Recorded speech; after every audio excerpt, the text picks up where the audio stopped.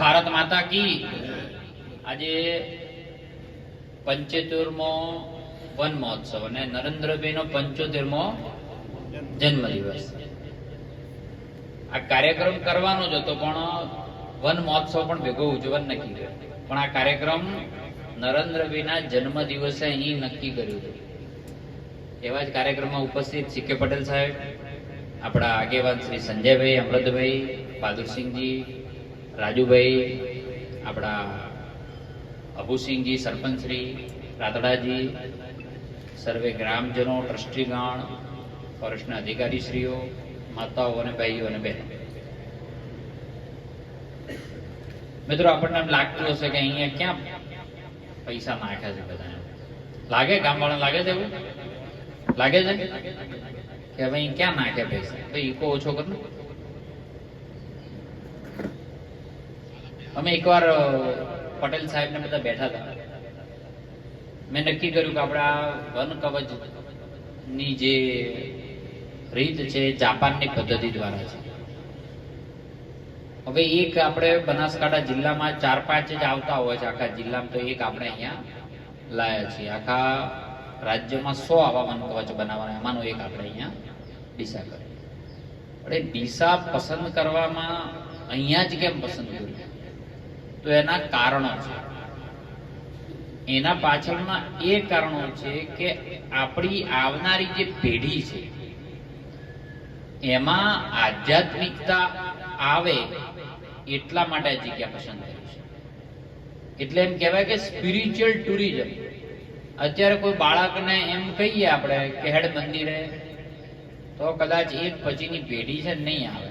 આપણા વાળા બધાને કહીશું તો હેડ છે, બરાબર ને? ધોળી તલીને એમ કે મંદિર જાવ તો હેડો. પણ એક નાનો છોકરો જેની ઉંમર હજી 5, 7, 10 વર્ષની છે એને એમ કહીએ કે હેડ મંદિર જવું તો શું કે નહીં આવે. પણ એને એમ કહે કે આપણે બગીચામાં જવું છે, રમવાના સાધનો ત્યાં છે, શું કે છે? શું કે છે? આવું છે, બરાબર ને?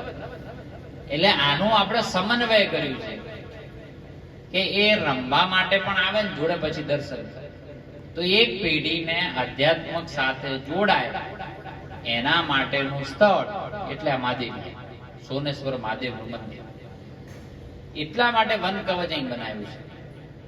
એટલા માટે સૌથી પહેલા મારે આભાર માનવો છે ટ્રસ્ટનો. કેમ કે તમારી કિંમતી જગ્યા તમે આપી છે, અને એ કિંમતી જગ્યામાં તમે કેટલી બધા લોકો પક્ષીઓની સેવા કરી છે તમને કલ્પના જ નહીં હોય. 10,000 વૃક્ષોના છોડ વાવ્યા છે. એટલે મારે સૌ પ્રથમ 5 જૂને 2023 ના રોજ જે કાર્યક્રમ કર્યો, 5 જૂને ફોરેસ્ટના અધિકારીએ, કર્મચારી જેને જેને ખાડા ખોદ્યા હતા સૌ પ્રથમ, અને જેને વૃક્ષો વાયા, એને મારે આ તબક્કે આજે અભિનંદન આપ્યા છે. કારણ કે મેં પૂછ્યું રાતડાજીને એક વાર કે આનો સક્સેસ રેશિયો કેટલો, એમ તો કે જમીન ઉપર જાય. ત્યારે મને એમ કીધું કે આમાં લગભગ બધા 99% થઈ ગયા વૃક્ષો.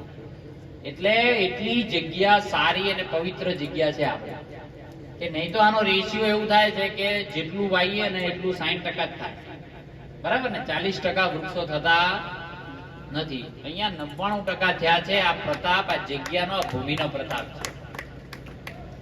આપણે આજે આ વન મહોત્સવ ખાલી નથી, આજે ઔષધિ માતૃવન બનાવીએ છીએ. આપણે એમ થાય કે આ શું નવું? ઔષધિ એટલે કે આપણી શરીરમાં જે ગુણકારી જે પ્લાન્ટ છે, જે વૃક્ષો છે, એટલે કે અરડુસી છે, ખાખરા છે, બહેડા છે, કદમ છે, આ બધાનું દવાનું મહત્વ છે. કે દવા બને, આપણે પહેલા જે ઋષિ ચરક ને હતા, આપણી જે દવા કરતા, તો એ ક્યાંથી લાવતા? ત્યારે તો દવાઓ ફેક્ટરી હતી જ નહીં. તો એ આ વૃક્ષોમાંથી દવા બનાવતા, એને આપણે ઋષિ, આરોગ્ય ઋષિ કહેતા. અને એ પ્રકારના જે દવાઓ બને એનું વન આપણે અત્યારે આજે બનાવવા જઈ રહ્યા છીએ, અને એમાં તમે બધા સાક્ષી થયા. એનું નામ શું આપ્યું છે? ઔષધિ માતૃવન. એટલે હવે આવું કેમ નામ આપ્યું છે કે ઔષધિ વન તો આપણે કરીએ છીએ, પણ નરેન્દ્રભાઈ નો જન્મ દિવસ છે અને નરેન્દ્રભાઈએ પહેલ કરી હતી કે એક વૃક્ષ માં કે, એક પેડ માં કે નામ વાવો. એની જગ્યાએ આપણે એમ કર્યું કે એક ઔષધિ માતાના નામે વાવીએ, એટલે એનું નામ આપ્યું છે ઔષધિ માતૃવન. અને જેટલી પણ જગ્યા ટ્રસ્ટ આપે એટલી તમામ જગ્યાઓ ઉપર આપણે ઔષધિ વાવવાની છે. અને માત્ર વાવવાની છે એટલા પૂરતું નહીં, જે પણ બાળક આવે, જે વ્યક્તિ આવે, એ કયો વૃક્ષ છે, એના શું ગુણો છે, એનાથી બોડીમાં શું લાભ થાય, કઈ દવામાં ઉપયોગી થાય, એ તમામ પ્રકારની વિગતો એ વૃક્ષની આગળ લગાવવાનું છે. એટલે બે પ્રકારે લગાવવાનું. એના ઉપર નેમ પ્લેટ આવશે કે આ વૃક્ષ છે, આનાથી આટલા ગુણકારી છે અને આનાથી આ દવા થાય. અને જે નવા જે બાળકો છે એના ત્યાં QR કોડ પણ મૂકવાના છે. એટલે QR કોડ મોબાઈલથી સ્કેન કરે તો પણ એને માહિતી મળી જાય. એ પ્રકારેનું આયોજન આ કર્યું છે. એટલે આજે આપણને લાગે નાની વાત, પણ જ્યારે કોઈ બહારથી વ્યક્તિ જોવા માટે આવે, ત્યાં વન કવચની મુલાકાત લેશે, બાલ ક્રીડાંગણની લેશે, ઔષધિ વનમાં જશે, મહાદેવના દર્શન કરશે અને બે પ્રકારનો સમન્વય થાય એ પ્રકારનું આયોજન કર્યું છે. અને આ જગ્યાનો એક બીજો મહત્વ છે. 800 વર્ષ જૂનો આ મંદિર છે. લગભગ બધાને ખબર હશે, વડીલોને. બધા જ અહીં લોકો સ્કૂલમાંથી પ્રવાસે આવતા, હવે બંધ થઈ ગયા. હવે લગભગ પ્રવાસ આવવાનું બંધ થઈ ગયું. ચાલતા આવતા મને યાદ છે, નદીમાંથી હું પોતે આવેલો છું, વચ્ચે ડાયરેક્ટ ક્રોસ કરી અને પાણી થોડું ચાલતું બધા આવતા. બરાબર ને?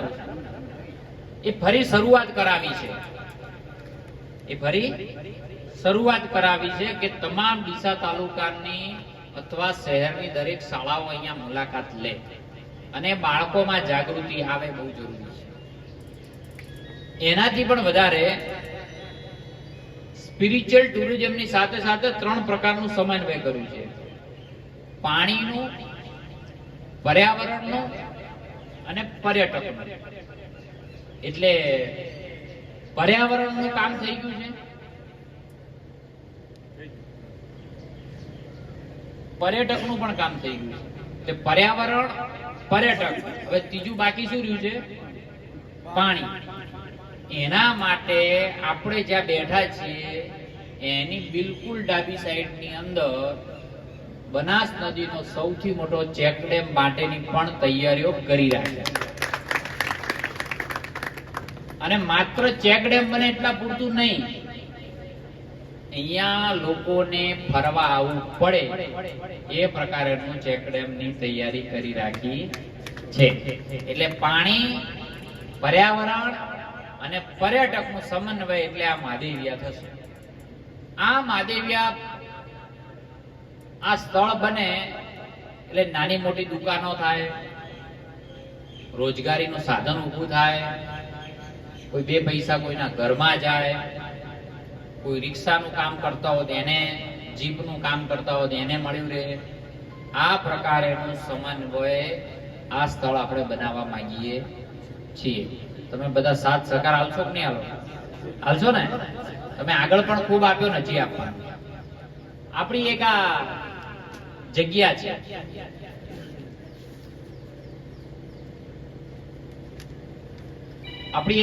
છે, વન કવચની જઈએ એટલે ડાબી સાઈડ.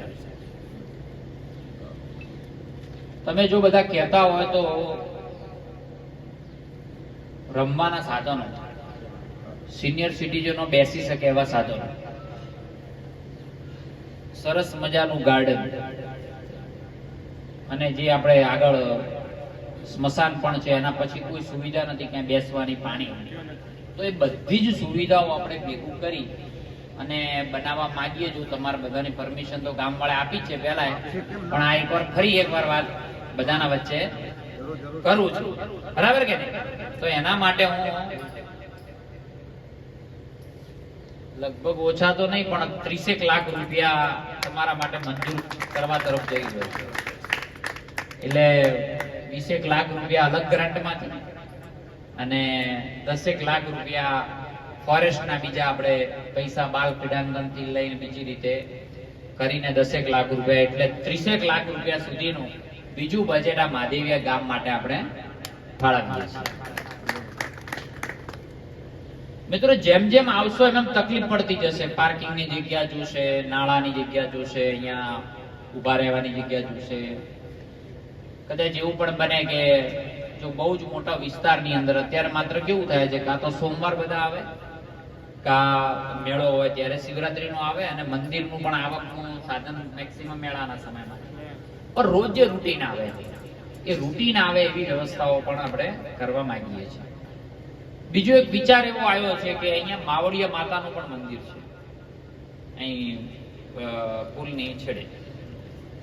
એટલે માતાજીને મહાદેવથી મળે, માતાજી આવો શબ્દ માતાજીથી મહાદેવને મળી શકાય એવી વોકિંગ ટ્રેલ, એટલે કે ત્યાંથી કોઈને ચાલતા ચાલતા આવવું હોય ને તો સરસ મજાના નેચર વોક થી પણ આવી શકે એવું આયોજન પણ અમે વિચારી રહ્યા છીએ. એટલે જે ફોરેસ્ટ ડિપાર્ટમેન્ટ છે એ પણ આની તરફ નજર કરે, એકવાર ચાલતા ચાલતા ત્યાંથી જાય એટલે તમને અંદાજ આવશે કે ક્યાંથી ક્યાં કરવું. એટલે કે આપણું માવડિયા માતાનું મંદિર એટલે કે આપણું પુલનો છેડો જે છે સામેનો અને ત્યાંથી અહીં સુધી નેચર વોક એકદમ નેચરલ રીતે જ ડેવલપ કરવો છે. એટલે કોઈને જે આ રીતે ભમીને જવું પડે આ રીતે વોકિંગ કરવાનું સ્થળ સારું એવું બની જાય. ધીમે ધીમે પ્રપોઝલ પણ એવી કરી છે કે આને આપણે આખી પ્રોટેક્શન વોલ કરીએ એટલે રિવર ફ્રન્ટ જેવું કરવું હોય તો પણ થઈ જાય.